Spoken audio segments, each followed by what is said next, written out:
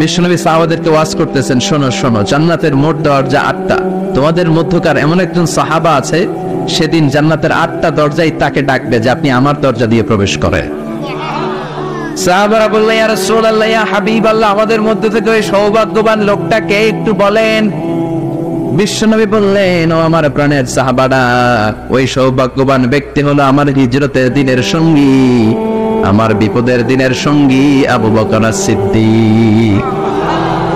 ওনার ব্যক্তিত্ব আল্লাহর কাছে এতটাই গ্রহণযোগ্য যে জান্নাতের 8টা দরজাই ওনাকে ডাকবে, আসেন। ওইটা না, ওইটা না, আপনি আমারটা দিয়ে ঢুকেন।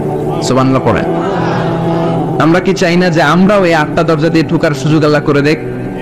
চাই কি চাই না?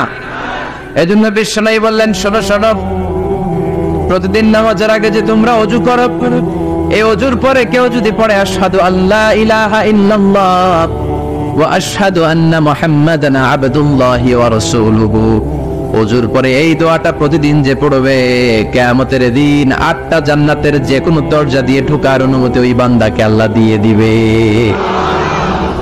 বুখারীর বর্ণনায় বিশ্বনবী বললেন, ইন্নালিল জান্নাতি সামানিয়াতু আবওয়াব, জান্নাতের ভেতরে আমি 8টা দরজা করেছি, 8 দিক দিয়ে ঢোকা যায়। মিনহা বাবুন ইউসাম্মা আর-রায়্যান, ওই 8টা দরজার মধ্যে স্পেশাল